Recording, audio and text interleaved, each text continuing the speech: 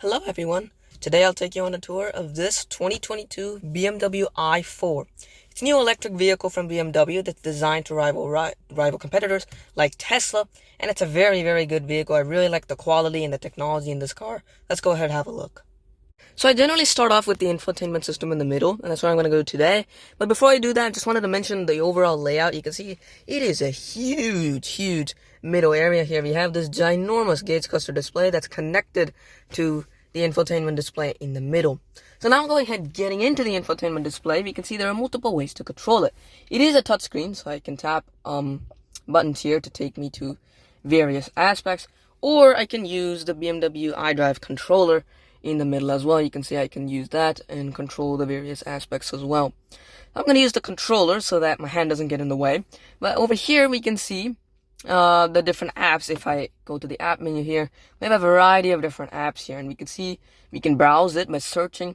We have BMW ID, we can now connect mobile devices, we have charging statistics here, system settings, interior lighting settings, the owner's manual is in the infotainment system, which is quite nice to have actually. Climate control is also in the system, and you can see here we have display settings for example like the gauge cluster display and the heads-up display, door and window settings, driving settings, exterior lighting, vehicle status. All these settings are all available in the apps section here. Also in the infotainment apps, if I select that one, you can see there's a couple of other things too. BMW offers Android Auto and Apple CarPlay, which is nice. You also have radio, Spotify built in. Your navigation and your messages are on the system. So it's a pretty nice system. It has everything that you'll need. It's also a huge system. I also really like the main layout. You can see a variety of different things at once. The map on the left, your telephone, your personal assistant for BMW. You can see the weather, and if you keep swiping, you can see BMW settings here, a route preview. Everything is available in the infotainment system. You can see all of it at once, which is just super nice. I really like the layout and the usability of this infotainment system. So one of the coolest features that car offers is handwriting recognition. Yes, that's right, handwriting recognition. No, it's not on the touchscreen. That would be pretty normal actually, but it's actually on the iDrive controller. So what you do is, you can see right now, I'm in the navigation map, and if I hit search, it'll take me to this view. I can type it out normally, or I can actually write it on the iDrive controller. So you can see if I tap that, it changes to the iDrive controller. I can actually write on the controller. So let me go ahead and type my high school. Vertical bar. Space. Let me write a T properly. Space. Capital There T. you go. You can see it registers a T and an E there. E. S. There you go. And you can see as I keep typing the name of my high school, it'll keep popping up, which is really cool. It's a really good idea. I like that handwriting recognition feature. It makes it quite easy. You don't actually have to manually use the controller to type out every letter. You can just write it out, which is really nice. So now we have to talk about the other half of the ginormous display, and that's going to be the gauge cluster display. It's a bit smaller than the one in the middle. The one in the middle is a little bit larger. You can see it goes all the way to the edge there compared to the gauge cluster display. But the gauge cluster display still offers a lot of functionality. So on the steering wheel over here, you can see there's this button over there. Hitting that button will give you 3 separate options. You can change the layout, you can change the heads-up display information, and you can change the content of the display. So let's go ahead and look at the content. So hitting enter there will allow me to cycle between various different things. Here you can see my charging status. Here is, you can see there's like this route preview as it says over there. Next is the map, so it'll actually show you a full screen map here. If I change the layout to making it a bit more of a full screen option, you can see far more full screen there. And I really like the layout. This layout is my favorite. You can see that there's the map in the middle. You also have a G meter, which is pretty cool. And you can see your radio. And also if I keep going down, oh, that's the last one. So there you go. Those are all the different options you get in the middle screen. I'm just going to keep it as the default reduced mode, which is showing less detail.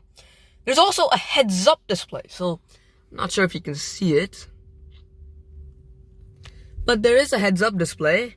Let me go ahead and enable that. There you go. So that's the heads-up display.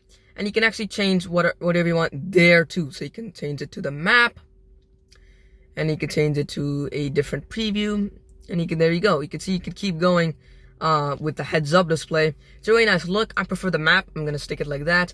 I really like the heads-up display and the gauge cluster in this car. Very, very nice. So next up, we get to the center console. So you can see over here we have some air vents, and this can all be controlled by the climate controls in the screen. So if you tap the climate menu here, that'll take you directly to the climate menu, and then that's where you can enable AC, etc. So that's all controlled by the screen. Down here you have hazard lights. So if I enable that, that'll turn on the hazard lights. And you also have volume controls, as well as front and rear defrosters, and a couple of media controls there as well, which is pretty nice. Over here you have some storage in the front. So if I open this, you can see I have 2 cup holders and a wireless phone charger over there. There's also a 12-volt outlet, and over here, hopefully you can see that, and there's a USB port as well. Behind that is the shifter. So this is the BMW shifter. You can see you can pull it for drive, put it in a little bit for neutral, and pull it up for reverse. There's also a park button in the middle there. Here's the iDrive controller with a few buttons around it, so you can get to your favorite destinations. And you have an electronic parking brake, and you also have drive mode. So you have sport mode, which will actually change it in the screen. You can see sport, individual, comfort, and Eco Pro. And they give these really nice looking graphics, which looks pretty cool. The gauge cluster also changes. So you can see sport, there's sport, and then there's comfort mode. That changes as well, which is pretty cool. Behind that is the center armrest. So let's open that up. You get a good amount of storage in here. You can see I have some decent amount of storage, and you also have another USB port. So overall, the center console in this car is quite nice. You have 2 cup holders, and there's a lot of space for your stuff. I really like the center console in this car. So another thing to mention is that this is an M-badged model, meaning it's a little bit more high performance. And there's also a heated steering wheel, which is pretty cool. So if I tap that button, that'll go ahead and enable the heated steering wheel. If I hit that again, then I'll turn it off. So you do have a heated steering wheel, which is nice, especially in places where the weather's pretty cold, like Seattle. So here's a cool thing that I found. This is the i4, meaning it's BMW's electric car, and so it prevails with some of BMW's latest technologies, and that includes the BMW digital key. This is literally like a credit card sized key that can be used to unlock the car. You can see over here, it's NFC based, and all you have to do is put it near the car, I believe next to the door, and that'll actually unlock the car. So you don't need to carry the physical key. Here's the physical key, by the way. As you can see over here, very nice looking key, BMW logo to lock the car, trunk button over there, very nice. But you don't have to carry that if you don't want to. You have the digital key, which is a pretty cool idea. So I also wanted to talk about the seats in this car. These seats are really nice. They have a lot of control here. You can see that you have this control for the backrest. You also have these controls for the actual seat itself, so you can move it front or back. You do have 4-way lumbar, which is pretty cool. The seats themselves are really soft and comfortable. The perforated leather, the headrest, everything is so good. I really like the seats in this car. And also, you have this adjustable thigh support. So there you go. You can see the thigh support comes out, and that's quite helpful. Press that in. There you go. You can see you can adjust it at whatever thigh support that you want, which is pretty cool. Alright, so next up I wanted to talk about the back seats in the i4, and it's actually pretty spacious back here. The i4 is a compact sedan. It's similar to the 3 Series, but it is still pretty spacious. You can see I actually have a good amount of legroom, even though the seat is almost, I believe it's almost all the way back. I also have a decent amount of headroom, so here's the headroom test. Once again, I'm 5'7", so I have a good amount of room there too. The back seat has decent amenities as well. You can see you actually have a climate control screen over here. You have 2 air vents for the passengers, and climate controls down here. You can see you can enable automatic climate control. You have temperature control as well as the zones. You also have 2 USB Type-C ports for people in the back that need their devices charged. In the middle, you also have a center armrest. So if I open this up, you have a center armrest here, and you can also press that button. There you go, to open up the 2 cup holders that the rear passengers can use. So the back seat in the i4 is actually quite nice. I really like the back seat. The seats back here are also quite comfortable. You can see very nice perforated leather seats. It's a very good back seat. Also, the ambient lighting, you can see here, it's blue. A very nice ambient lighting back here. The back seats are very impressive. Okay, so let's go ahead and look at the back here. Let's go ahead and have a look at the trunk.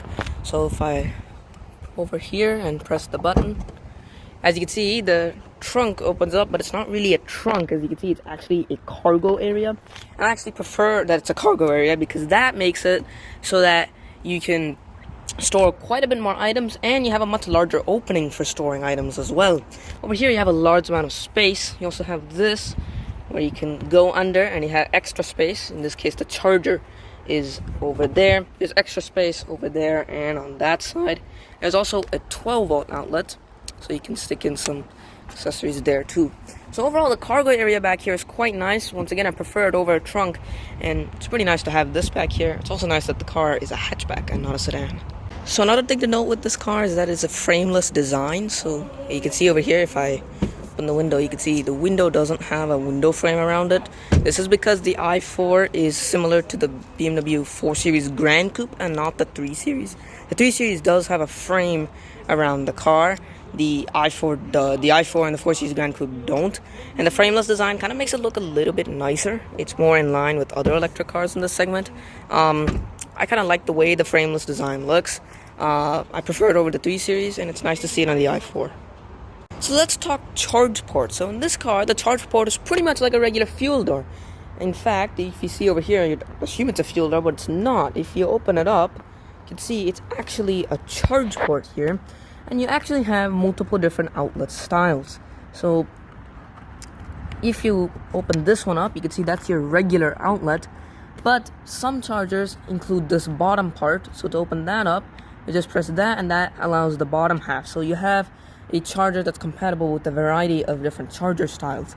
So down here, you can see that the chargers can be opened independently of each other. So you can open that one, or you can open that one. So you can see very nice compatibility with charging here, and it's a very nice charging port. I also personally like that it looks like a fuel door, so people just assume it's a gas car. So another thing to mention is the wheels in this car. I really like the wheels back here. They look really nice. These dual 5-spoked wheels with the BMW logo in the middle. Some good touches for eye here. For example, the blue accenting around the BMW logo looks really good. It kind of signifies that this is an I model. There's also an M badge on the wheel. I like that as well. Coming around here, let's go ahead and look at some other special eye touches. You can see around the BMW logo around back, there's another blue ring. There's blue touches for the eye there, and overall you can see that the blue ring kind of signifies the i brand, and I is supposed to be BMW's electric brand here. Also a couple of extra touches here. There's a blue eye there and a blue ring around the BMW logo there too. So the i brand, let's go talk a little bit more about that, is intended to be BMW's premium electric car brand. So in here I'm going to cover extra eye touches as I talk about the i brand. So there's a couple of extra eye touches there, one on the start stop button. And the i brand is really supposed to be BMW's answer to Tesla. So BMW attempted a couple of i cars like 7-ish years back, and back then they made the i3. The i3 was this short little kind of like van kind of style vehicle. It was really intended to be a city car, and it didn't have that much range, and it didn't really rival Teslas. Now, however, they've come up with two cars. They've come up with an iX and the i4, and the iX is BMW's premium SUV. That's intended to rival stuff like the Model X, and the i4 is this car, which is intended to rival stuff like the Model 3. This car has around 250 to 260-ish miles of range, which is pretty solid. I think that's more than acceptable in the electric car world, and this car is really good. There's some advantages that you get by picking a BMW electric car over something like a Tesla electric car, and that one of the major ones is quality. The quality in this car is way better than you'd get in a Tesla. You can see just the overall materials. You can see the steering wheel, the infotainment system quality, the quality around the center console over here. The seats are super nice. The quality that you get in this car is really good. One drawback, though, is that you have to use the Electrify America network and not the Tesla Supercharger network, But as Electrify America is really rapidly getting caught up to Tesla supercharger network, I don't see that as a major problem. It's really more of a benefit, and the cost is also pretty similar. It's not more expensive than a Model 3. The i4 is a really good vehicle, and I really like that BMW is finally getting into the electric car market, and they started off with the banger. So this car does feature automatic keyless entry, and you can see over here that if you just put your thumb over there, the car locks and you can no longer get inside, obviously. Putting your hand under the handle unlocks the car. And also if you just walk away from the car, as I'm doing now, you can see you heard the chime, the vehicle locked, so it also automatically detects that you've locked from the car, and then the car locks that way as well, which is pretty cool. When you walk towards the car, it also automatically unlocks, which is really nice. You don't even have to touch the keyless entry system, but I just mentioned it if you just want to lock it on the way out. Okay, so let's go ahead and have a look at what's under the hood. So we do have this latch here, and it tells me to open it twice, so I'm gonna go ahead and open it twice here, and let's go ahead and see what's under the hood. So under the hood here, you don't get a front trunk, but instead you do get a couple of electrical components in here. You can see it says BMW I in there, and under there you have a couple of electrical components. So that's really intended for technicals. You can't really access anything under there by yourself. That's for technicals to access. That's for technicians to access. But there is no front trunk back here. I don't really think that's a problem. The cargo area is sufficient. It's more than good enough. So it's not really a big problem that there's no front trunk, and that's what's under the hood, if you're curious. Alright, so let's go ahead and talk about the exterior styling of the BMW i4, and I personally really like it. There's one thing about this electric car that's different than other electric cars, and that's mainly because this electric car kind of stays true to the styling design that we have from the BMW 4 Series Grand Coupe, for example. It looks like just another BMW and not something different, and I personally really like that design aspect. With like a Tesla, you know that you're driving an electric car, and also kind of looks a little odd in my opinion.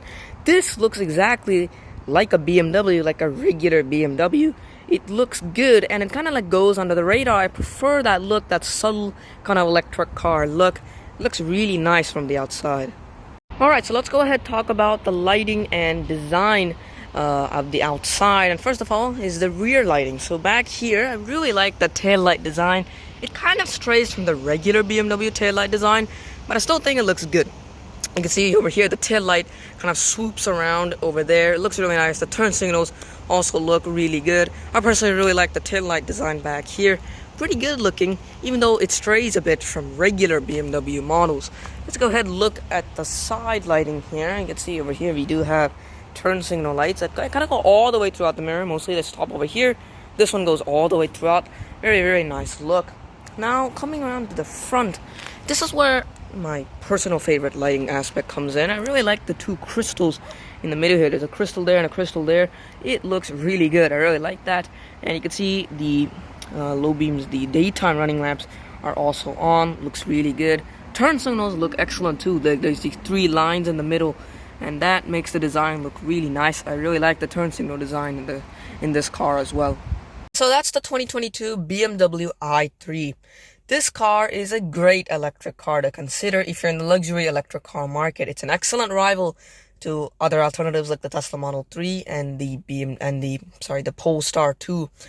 Those cars are good, and I also really like the BMW i4. It's an excellent car, has a lot of range, has a lot of technology, has a lot of comfort, has some of the best quality around, because after all, it is a BMW. It's just a very well-rounded vehicle. It's kind of perfect. I don't really see any flaws in it. It's just really good overall, and it's an excellent electric car to consider if you're in the luxury electric sedan market.